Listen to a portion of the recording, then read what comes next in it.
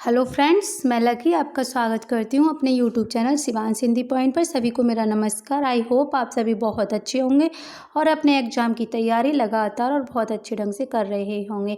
Friends, आप सभी को पता है कल से हमने प्रगतिवाद पर रिवीजन टेस्ट स्टार्ट किया है, जो कि हमारे एग्ज़ाम के दृष्टिकोण से काफ़ी महत्वपूर्ण है। तो आपका टाइम वेस्ट बिल्कुल भी नहीं करेंगे, प्रेजेंट करते हैं आपके सामने एक और महत्वपूर्ण क्लास।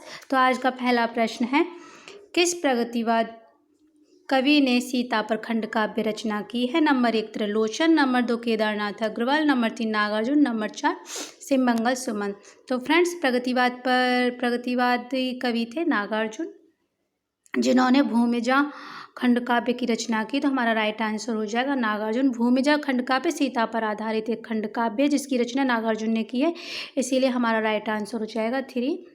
नेक्स्ट प्रश्न है हमारा, दिनकर की काव्य कृति रश्मिरथी में रश्मिरथी कौन है? नंबर 1 कृष्ण, नंबर 2 कर्ण, नंबर 3 अर्जुन, नंबर 4 परशुराम। तो फ्रेंड्स, रश्मिरथी है कर्ण। हमारा राइट आंसर हो जाएगा 2। अब रश्मिरथी से संबंधित थोड़ी सी और जानकारी देख लेते हैं। यह कैसा काव्य है? ये एक खंड काव्य है। और दिनकर के काव्य में क्या देखने के मिलता है? राष्ट्र और सांस्कृतिक चेतना दोनों ही मिलती हैं और प्रगतिवादी चेतना भी दोनों विद्यमान है। किसके काव्य में? दिनकर के में। यहाँ फिर एक बार देख लीजिए, यह कैसा काव्य है? यह एक खंड काव्य है और दिनकर के काव्य में राष्ट्रीय सांस्कृतिक चेतना और प्रगतिवादी चेतना दोनों विद्यमान है। और दिनकर की अगर काव्य कृतियाँ देखें तो इनकी काव्य कृतियाँ हैं रेणुका, हुंकार, रसवंती, कुरुक्षेत्र, सामधेनी, दिल्ली, उर्वशी, परशुराम की प्रतीक्षा, हारे के हरिनाम, नीम के पत्ते। यहाँ ये महत्वपूर्ण है कि उर्वशी पर इनको ज्ञानपीठ पुरस्कार मिला है। किसको? रामधारी सिंह दिनकर को। प्रश्न नंबर 3 है हमारा, प्रगतिवाद में निम्न वर्ग के जीवन चित्रण को प्रधानता दी गई है, जबकि प्रयोगवाद में नंबर 1 स्त्री जीवन चित्रण को, नंबर 2 उच्च वर्गीय समाज के चित्रण को, नंबर 3 मध्य वर्गीय समाज के चित्रण को और नंबर 4 दलित जीवन चित्रण को। पहले तो फ्रेंड्स आप ये देख लीजिए, अगर प्रगतिवाद का पूछा जाता है तो हमें लगाना है निम्न वर्ग जीवन चित्रण को। तो हमारा राइट आंसर प्रगतिवाद होता, तो हमारा राइट आंसर होता निम्न वर्ग के जीवन चित्रण को। लेकिन यहाँ पूछा है प्रयोगवाद में, तो हमें लगाना है मध्यम वर्गीय समाज के चित्रण को प्रधानता दी गई है। प्रश्न नंबर है 4, प्रगतिवादी साहित्य से माना गया जो, नंबर 1 सामाजिक यथार्थ की अभिव्यक्ति को उद्देश्य मानकर लिखा गया हो, यानी कि प्रगतिवादी साहित्य माना जाता है कौन सा? नंबर 1 सामाजिक यथार्थ की अभिव्यक्ति को उद्देश्य मानकर लिखा गया हो, नंबर 2 द्वंद्वात्मक भौतिकवाद की प्रेरणा से लिखा गया हो और नंबर 3 जो प्रगति का मार्ग प्रशस्त करे, नंबर 4 किसी राजनीतिक विचारधारा में बंधा हो। तो फ्रेंड्स, इसका है आंसर नंबर 1, सामाजिक यथार्थ की अभिव्यक्ति को उद्देश्य मानकर लिखा गया हो। प्रश्न नंबर है हमारा 5, निम्नलिखित में से कौन सी नागार्जुन की रचना नहीं है? नंबर 1 हजार हजार बाहों वाले, नंबर 2 पुरानी जूतियों का कोरस, नंबर 3 खिचड़ी विप्लव देखा हमने, नंबर 4 फूल नहीं रंग बोलते हैं। तो फ्रेंड्स, यहाँ हमको देखना नहीं है, नहीं हमको बहुत अच्छे से देखना है, क्योंकि कभी कभी होता है जल्दबाजी में हम रॉन्ग आंसर लगा देते हैं, नहीं को नहीं देख पाते। यहाँ हजार हजार बाहों वाली नागार्जुन की रचना है, पुरानी ज्योतिया का कोरस भी नागार्जुन की है, खिचड़ी विप्लव देखा हमने भी, यह भी नागार्जुन की रचना है। जब तीनों ही नागार्जुन की हैं तो फूल नहीं रंग बोलते हैं, यही हमारा राइट आंसर हो जाएगा, क्योंकि फूल नहीं रंग बोलते हैं केदारनाथ अग्रवाल की रचना है, नागार्जुन की नहीं है। यहाँ नागार्जुन की अन्य कृतियाँ देख लेते हैं।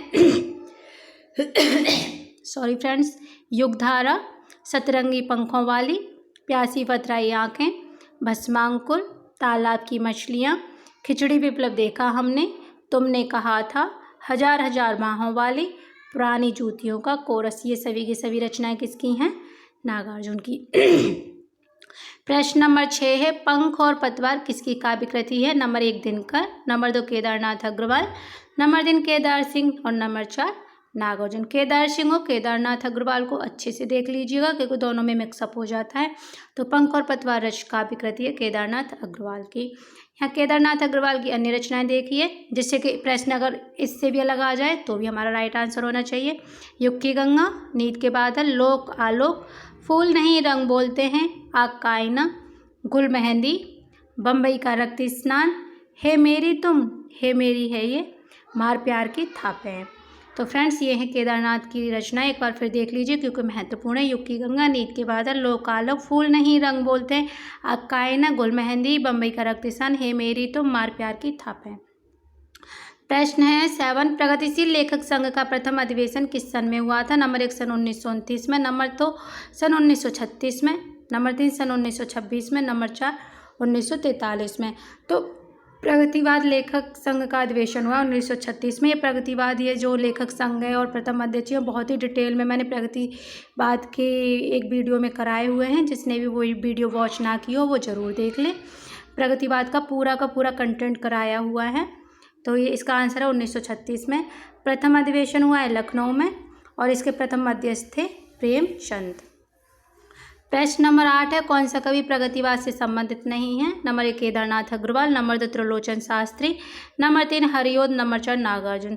तो फ्रेंड्स यहाँ आपने देखा होगा ये प्रगतिवादी कवि हैं तीनों ही, केदारनाथ अग्रवाल, त्रिलोचन शास्त्री और हरिओद, और यहाँ नागार्जुन। हरिओद द्विवेदी युगीन कवि। हमारा राइट आंसर हो जाएगा 3। प्रश्न नंबर 9, हिंदी में प्रगतिवाद का आरंभ कब से माना जाता है? 1906 से, नंबर 2 1917 से, नंबर 3 1926 से, नंबर 4 1936 से। तो फ्रेंड्स प्रगतिवाद का आरंभ माना जाता है 1936 से। आज का हमारा लास्ट प्रश्न है, प्रगतिवाद को वर्ग संघर्ष की प्रेरणा मिली है? नंबर 1 लोनजाइन से, नंबर 2 स्टालिन से, नंबर 3 कार्ल मार्क्स से, नंबर 4 माओ से तुंग से। तो फ्रेंड्स प्रगतिवाद को जो वर्ग संघर्ष की प्रेरणा मिली है वो मिली है कार्ल मार्क्स से। हमारा राइट आंसर हो जाएगा 3। प्रगतिवाद का सैद्धांतिक आधार कार्ल मार्क्स का द्वंद्वात्मक भौतिकवाद है।